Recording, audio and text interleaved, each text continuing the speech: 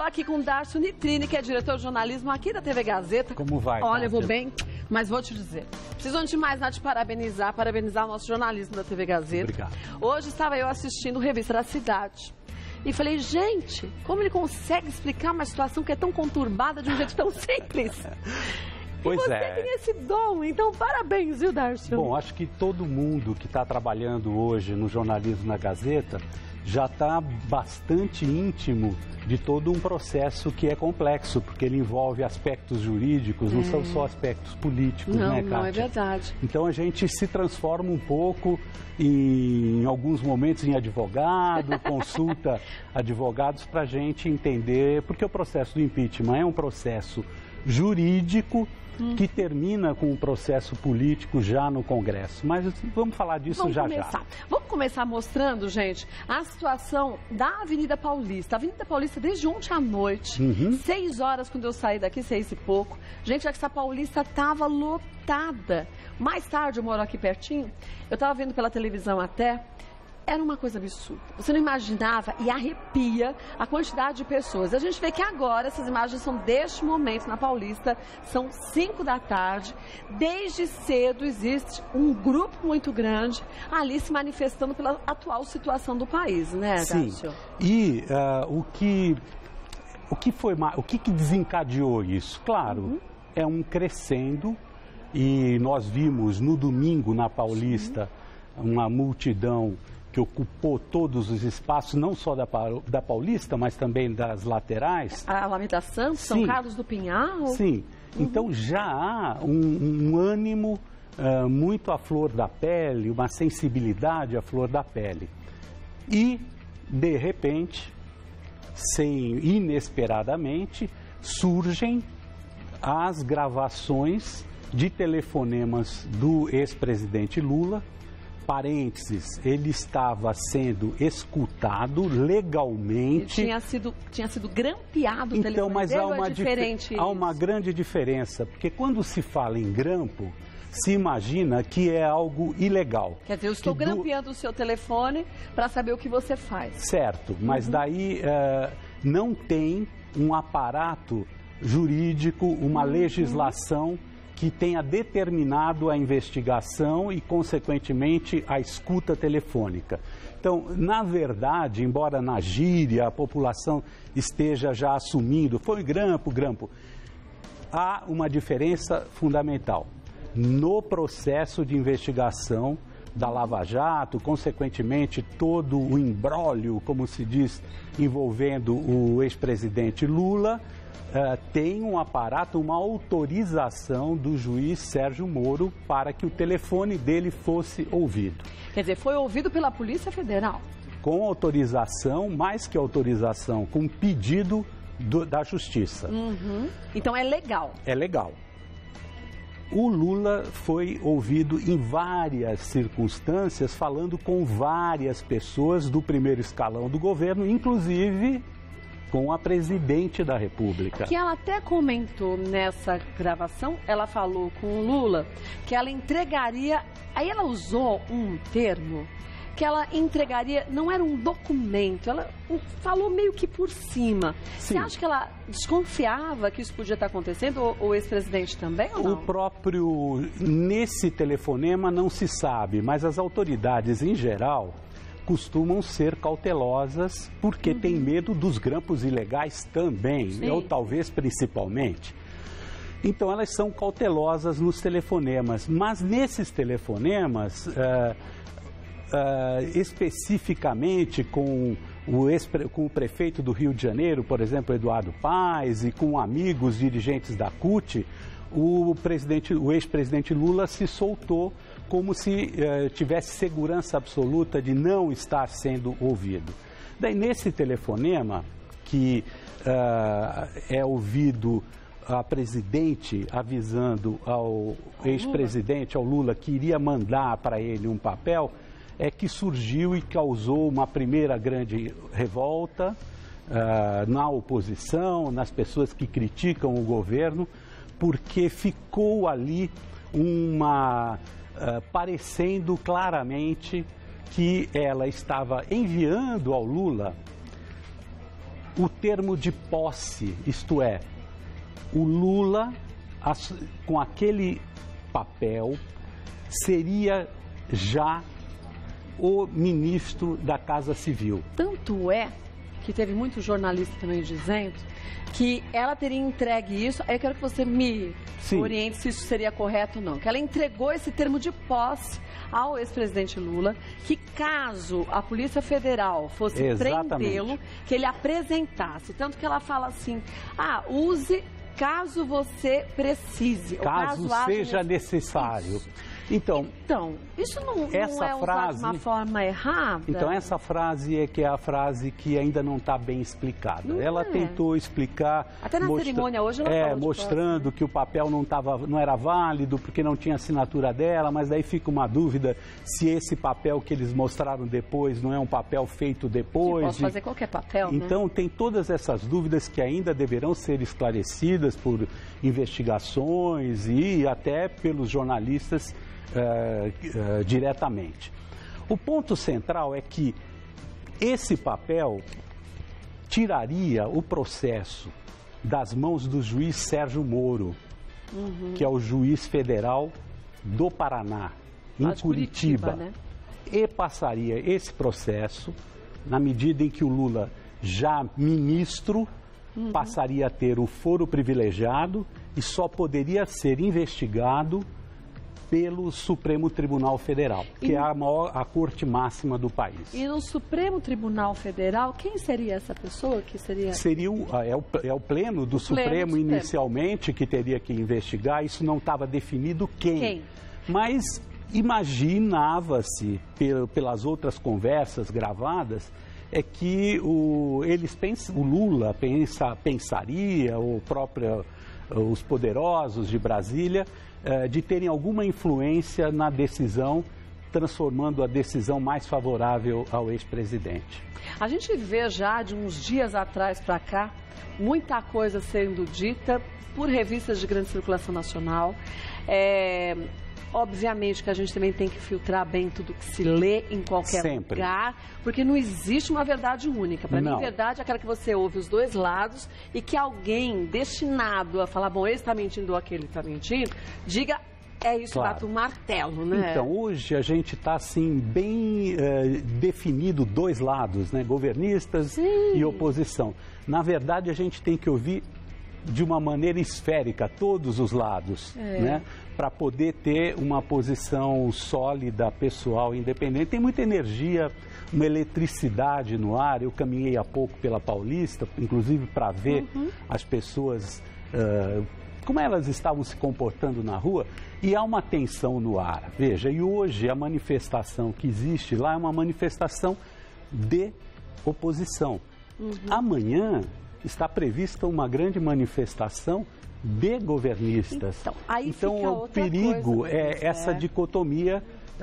Tudo bem, cada um tem que ter a sua posição, mas são energias que não podem... Opostas, né?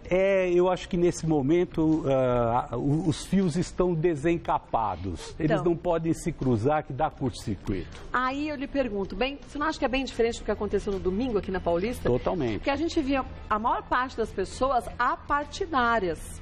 Então não eram nem de direita, nem de esquerda, vamos chamar assim para facilitar. Nem de direita, nem de esquerda. Eram brasileiros que estavam dizendo não, a maior parte deles, à corrupção. E aí, corrupto do partido A, B, C, D ou E, é corrupto, tem que assumir a sua responsabilidade. Você acha que se a gente tivesse manifestações como as de domingo, seria mais fácil do que a gente está vendo? Quer dizer, hoje oposição e amanhã quem é favorável ao governo? Sim, eu acho que é isso que se trata na democracia. O país, embora se fale, estamos vivendo um processo de golpe, etc., não há golpe.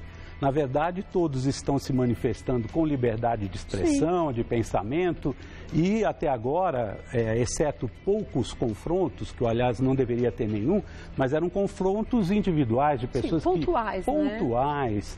E o que se espera é que isso não aconteça uma deflagração grave. A gente está falando de São Paulo, mas a gente viu ontem em Brasília, ali eu achei que os ânimos estavam bem... Foram exaltados. Bem exaltados. Pois é, porque a população que estava naquele momento tentou invasões a prédios públicos. Daí independe da sua posição, se você é governista ou é de oposição, as forças policiais têm que entrar em ação para garantir. Vamos ser justos? A lei diz que sim.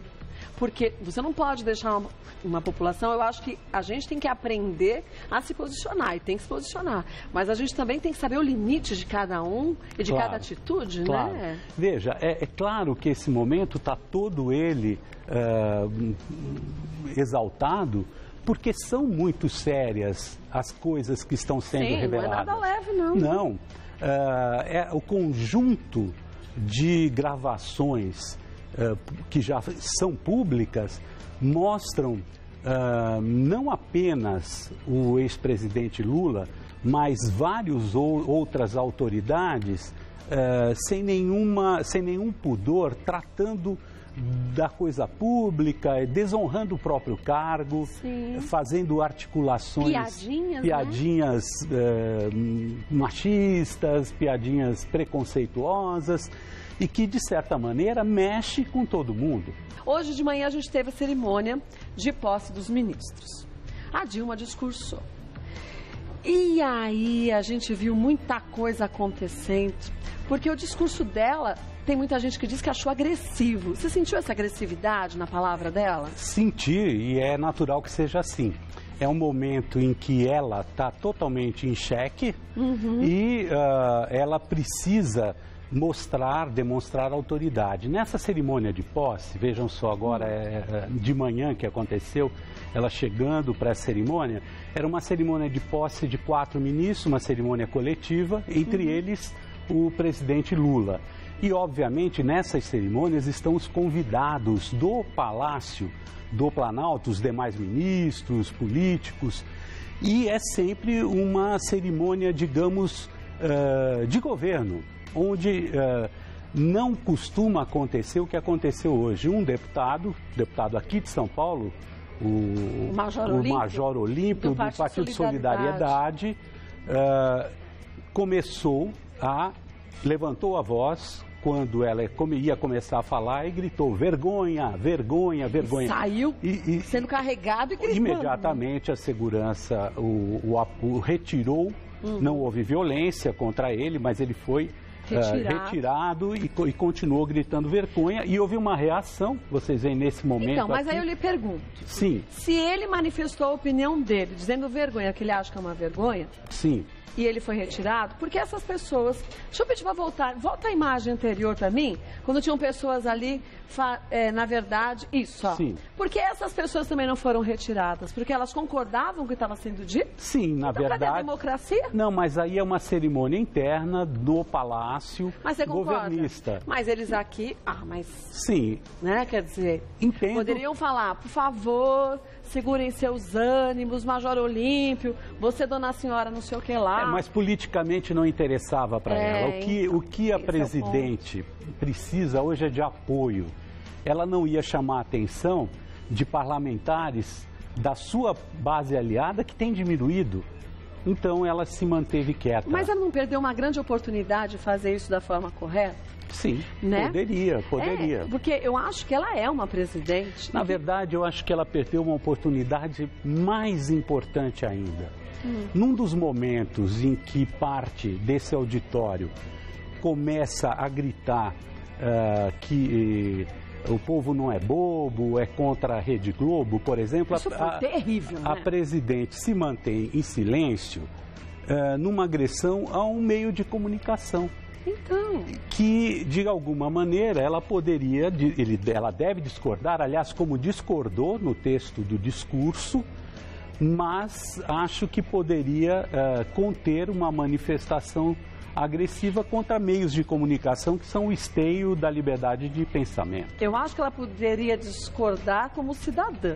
Sim. Mas como presidente, eu acho que ela devia... É como acontece com o jornalista. Sim. Se eu te perguntasse... Não vou perguntar. Mas se eu perguntar a sua opinião particular como cidadão, é uma. Sim. A sua opinião como jornalista...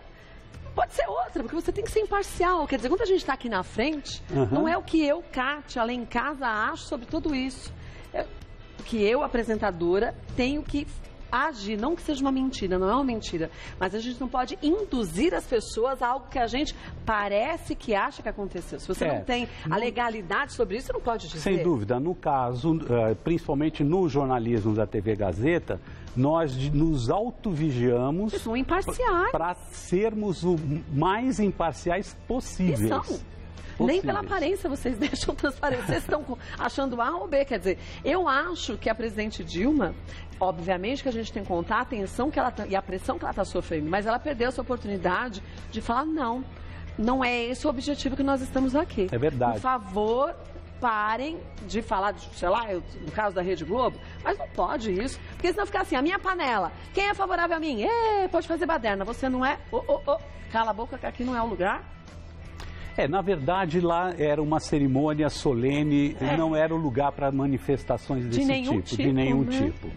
O que é importante hoje é que, logo após essa cerimônia de posse, em que se imaginava que o ex-presidente já estaria como ministro, etc., seria ministro, um juiz federal em Brasília, da Justiça Federal em Brasília,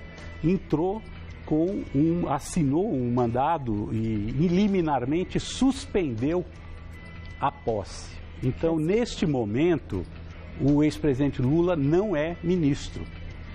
O governo vai reagir, vai entrar com um novo instrumento para derrubar essa decisão liminar, para recolocar o Lula como ministro. Então, vamos supor, já que ele, em função da liminar, ele não é ministro, qualquer coisa que aconteça que precisar retirar de lá, ele é uma pessoa comum, como eu, como você, como qualquer outro brasileiro. Sim. Em tese, sim. Sim. Ele pode também reagir e recorrer, porque, enfim, ele tem o documento assinado. Quer dizer, cabe aí um uma decisão judicial que vai ser tomada ainda em definitivo. No meio desse, enquanto se espera o julgamento definitivo dessa ação que o retirou liminarmente, o advogado-geral da União, que é o ex-ministro da Justiça, o Cardoso, José Eduardo Martins Cardoso, está entrando na Justiça com um instrumento para derrubar essa decisão e tentar manter o Lula no Ministério. Mas ele pode entrar com essa liminar para derrubar essa decisão e logo depois pode-se entrar novamente com outra liminar para fazer... Sim, há uma batalha grande há uma batalha jurídica, por isso que eu disse no começo que há um aspecto complexo judicial. A democracia é assim, que é bom que seja. É bom que seja mesmo. Há um aspecto jurídico e um aspecto político. Só que enquanto toda essa luta, essa guerra jurídica é travada, está havendo um desgaste, um esvaziamento do poder político, do governo, da presidente Dilma, um desgaste cada vez maior político do próprio Lula, que é o líder de um partido importante, de uma facção, uma parcela grande de cidadãos. Ele está se desestruturando. Então, a luta é para ele ter tempo para respirar, se reorganizar, se recompor politicamente, fortalecer a presidente, que na verdade como se vê politicamente, é alguém que está dependente dele sempre politicamente, para que se restabeleçam.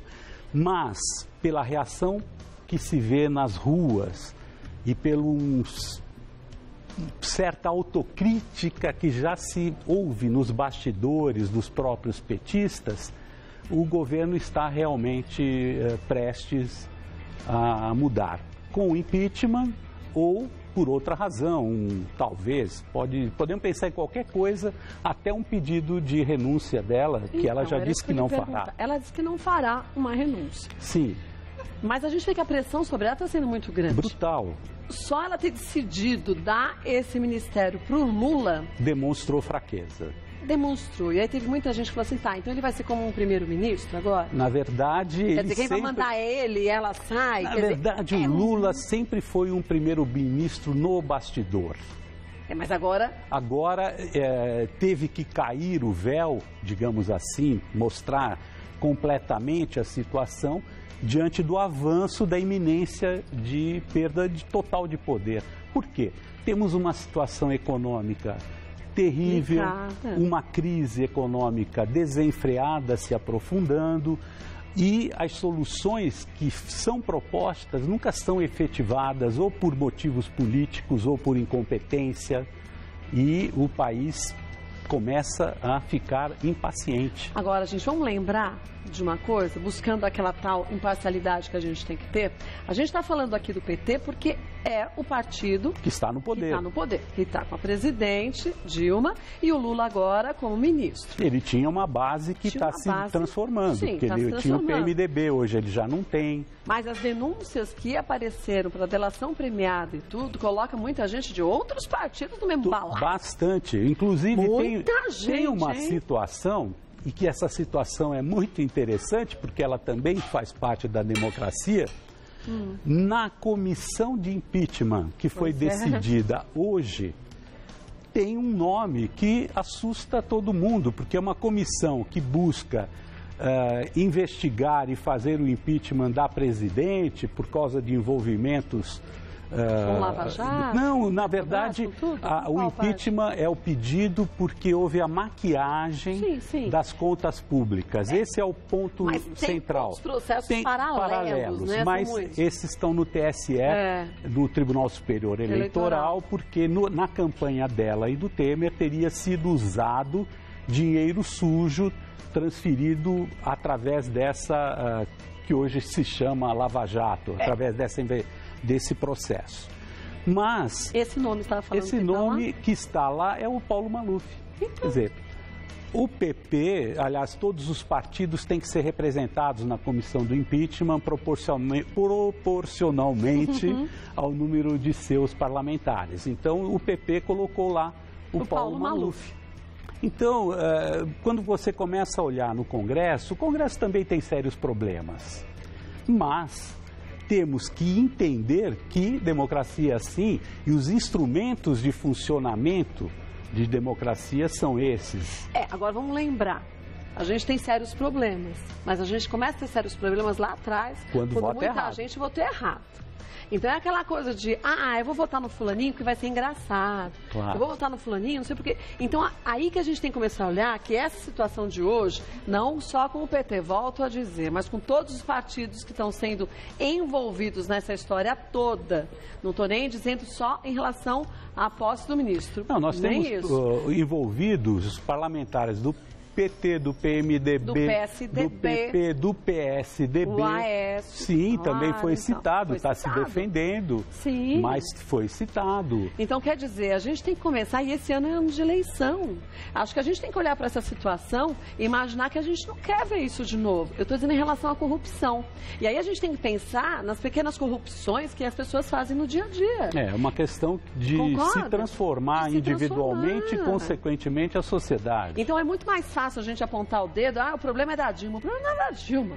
O problema é de muita gente que está acostumada a agir de uma forma errada, começando por qualquer um leigo, desconhecido da população. O que não perdoa o erro político da presidente e do seu grupo político, aumenta a responsabilidade. Aumenta, e aí eu acho que aí a gente tem que começar a ver que todo mundo, seja de qual partido for, tem que ser responsabilizado, né? Então, agora o que nós temos que fazer? Do ponto de vista de acompanhamento disso que já é uma novela. Mexicana, né? Nós temos que acompanhar, agora existe uma comissão de impeachment na Câmara dos Deputados. Que vai funcionar de que forma? Então, foram eleitos 65 integrantes dessa comissão. A partir dessa eleição, a presidente tem um período relativo a 10 sessões legislativas, isto é, tem que acontecer 10 sessões. Nesse período, ela tem que apresentar a defesa dela para essa comissão.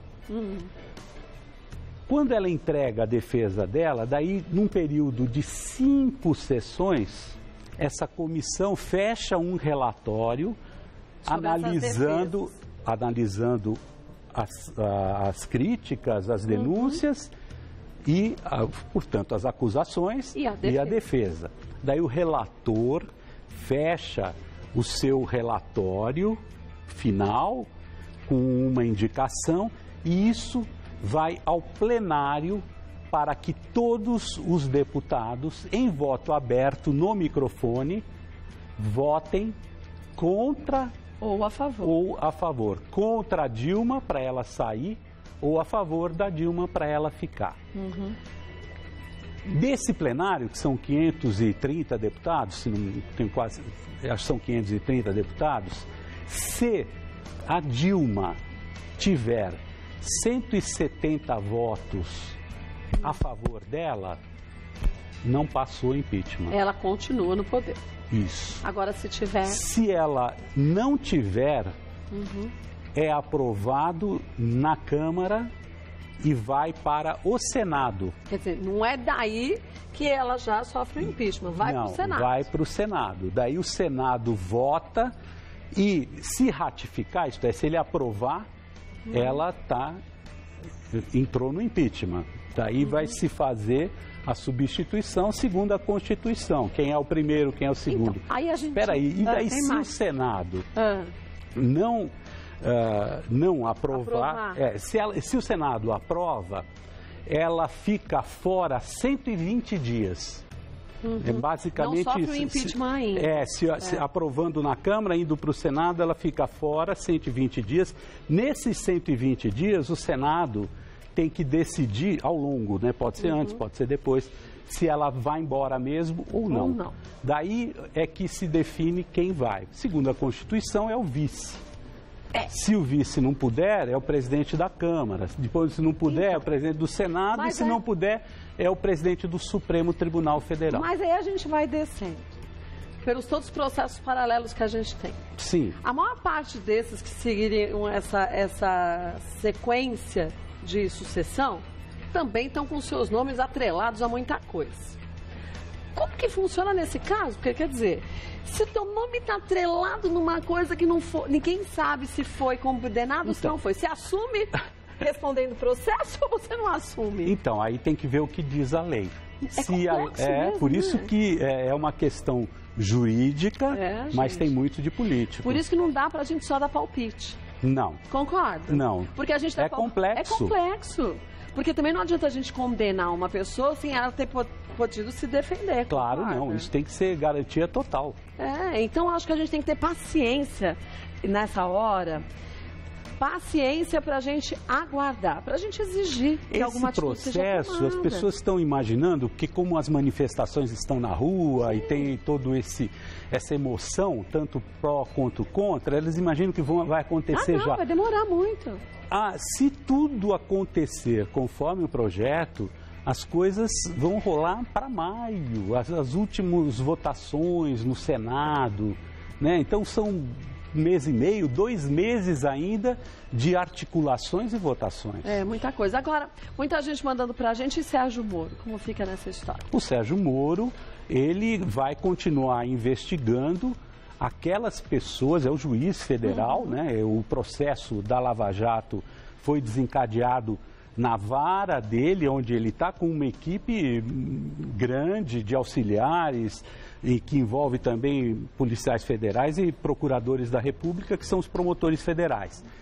Ele continua com o processo daqueles que não têm foro privilegiado, isto é, quem não foi presidente da República, quem é senador, esses ele continua. Por exemplo, Dona Marisa e o Lulinha. Dona Marisa e o Lulinha, fica tudo indica pelas decisões anteriores que ficariam com ele. A Marisa, o Lulinha, os dirigentes do partido, enfim, os empresários que já estão presos, inclusive muitos já foram julgados em um processo. E tem outros que estão já presos, não foram condenados, mas estão querendo participar da delação premiada agora também. Quer dizer, muita coisa pode aparecer, né? Pode. Então, a questão é complexa, ela vai avançando e a partir do momento também que vai se desmontando essa máquina né? governamental, vai se ampliando o conhecimento para poder responsabilizar claramente quem deve o quê e como vai pagar. Isso que é justiça, isso que eu acho que a gente tem que pensar. Todo mundo não pode ser incriminado antes que prove sua defesa, antes que de fato mostre o lado dela, essa pessoa. E a gente não pode exigir uma pressa muito grande, senão seria desonesto, porque a pessoa tem que ter esse direito, porque é pela Constituição do país, né? Claro, e basicamente é um direito inerente ao ser humano. Não importa se a gente concorde ou não com o que está sendo dito. Claro. Bom, Darcio Nitrine agora tem que ir, porque tem que fechar o jornal para 7 da noite, a gente poder assistir, porque muita coisa está acontecendo. Bastante, né? A equipe está a todo vapor desde manhã, entramos várias vezes. Não, desde sempre, vocês estão lá, 24 horas. Queria, antes de mais nada, mandar um grande beijo, parabenizar a todos do nosso departamento de jornalismo. São as pessoas que estão na rua 24 horas, é uma equipe gigante aqui, a equipe técnica que também dá um suporte sempre muito grande. Sensacionais, sem eles não conseguiríamos fazer muitas coisas. E olha, eles não dão só suporte técnico, muitos deles nos ajudam com informação. Ah, isso é uma verdade também. Tem essa outra parte. Obrigada mais uma vez, parabéns. Eu que agradeço. Fiquei super lisonjeada de ter você aqui. Imagina, é um prazer aí. Estou sempre à disposição, assim como todo mundo do jornalismo. A gente também, viu? Obrigada, viu, Darcio?